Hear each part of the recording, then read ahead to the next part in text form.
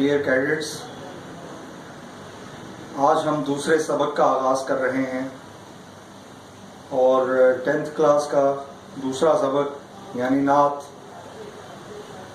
نعت اصناف نظم میں سے ہے، اصناف شاعری میں سے یہ شاعری کا حصہ ہے۔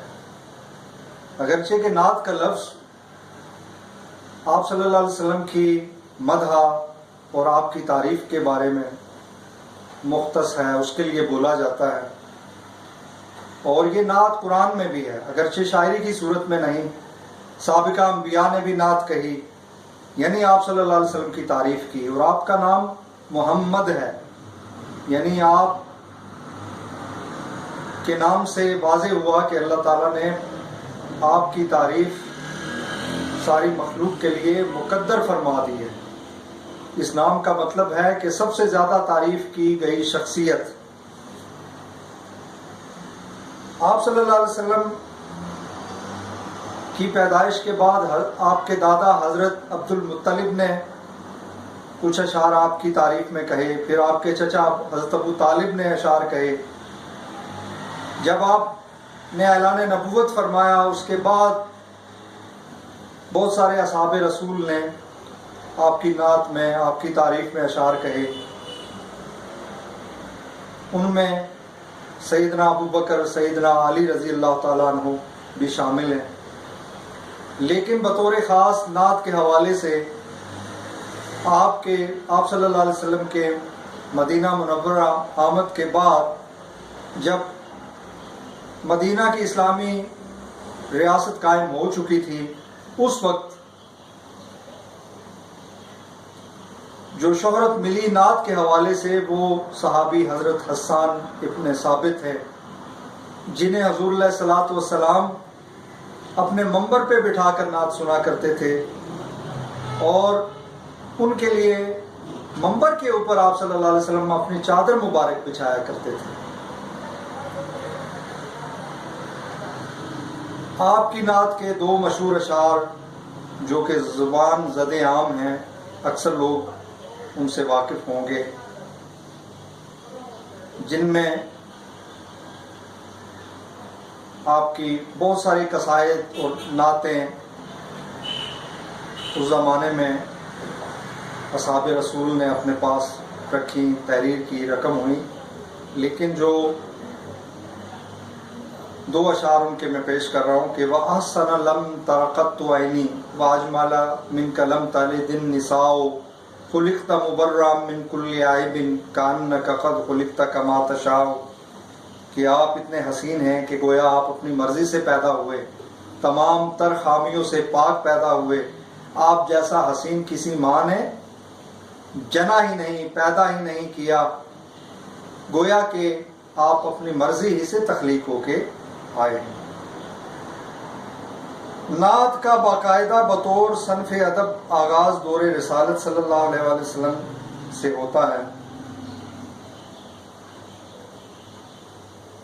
اس کے بعد پوری امت میں اور ہر زبان میں، عربی، فارسی اور جہاں جہاں مسلمان رہے، ان میں نعت یا ادب لکھا گیا۔ اردو میں بھی ایک کثیر حصہ نعت یا ادب کا ہے۔ پہلے اردو کے شعراء، اولیاء، صوفیاء نے بہت زیادہ نعتیں کہیں، ہر بڑے شاعر نے نعتیہ اشعار کہے ہیں، اور برِ صغیر کے اندر جتنے بھی ہمارے متقدمین اولیاء صوفیاء ہیں، انہوں نے نعت کے اشعار لکھے ہیں، بہت سارے اولیاء نے نعتیہ اشعار کہے ہیں۔ اردو ادب میں یہ سلسلہ ولی دکنی قلی قطب شاہ سے شروع ہوتے ہوئے امام احمد رضا خان بریلوی تک آتا ہے۔ اس دور میں حفیظ طائب، احسان دانش، امیر مینائی، یہ اہم نام ہیں نعت کے۔ تو آپ کے کورس میں جو نعت شامل کی گئی ہے، اس کے لکھنے والے مشہور مزدور شاعر احسان دانش ہیں۔ احسان دانش 1914 میں ضلع مظفر گڑھ نگر یو پی میں پیدا ہوئے۔ مظفر نگر یہ ہندوستان کا صوبہ اتر پردیش اس کا شہر ہے۔ والد کی مالی حالت ناگفتہ بے تھی، غریب تھے۔ عربی اور فارسی حافظ محمد مصطفیٰ سے پڑھی، اسکول میں صرف چند جماعتیں پڑھ سکے اور غربت کی وجہ سے تعلیم کا سلسلہ منقطع کرنا پڑا۔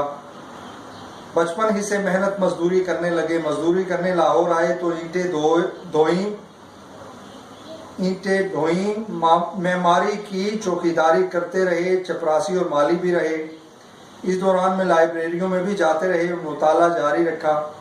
موضوع طبع تھے، شعر گوئی کا ذوق بھی تھا۔ قاضی محمد ذکی کی صحبت ملی تو شعر کہنے لگے۔ شعر گوئی، شعر کہنا۔ قادر الکلام شاعر تھے، ان کی شاعری مشرقی اقدار کی آئینہ دار ہے، مشرقیت ہے۔ ہمارے ہاں جو اخلاقی، علمی، ادبی روایات ہیں اس کا خیال رکھنے والے تھے۔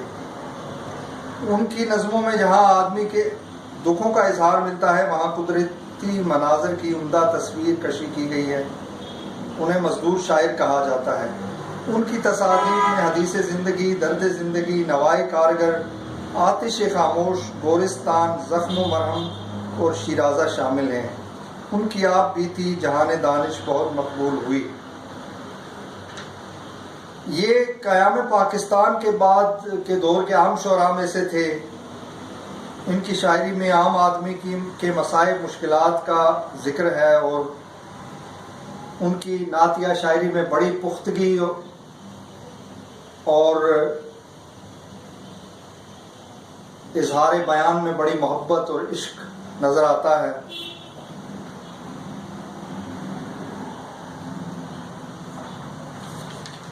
نعت کی طرف آتے ہیں۔ دو عالم کا امدادگار آ گیا ہے، امین آ گیا، غم گسار آ گیا ہے۔ غریبوں کی جاں کو، یتیموں کے دل کو سکون ہو گیا ہے، قرار آ گیا ہے۔ اصول محبت ہے پیغام جس کا، وہ محبوب پروردگار آ گیا ہے۔ اب یہ نعت میں مختلف شعراء نے اپنے اپنے ذوق کا اظہار کیا، اپنی اپنی محبت کا اظہار کیا ہے۔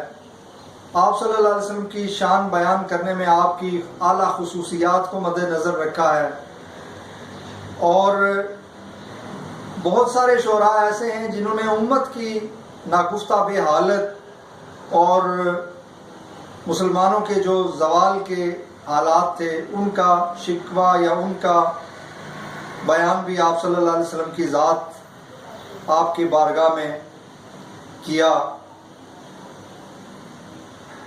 تو آپ صلی اللہ علیہ وسلم کی جو سب سے بڑی خصوصیت تھی کہ آپ تمام انسانیت کے لیے، تمام مخلوق کے لیے رحمت بن کے آئے تھے۔ آپ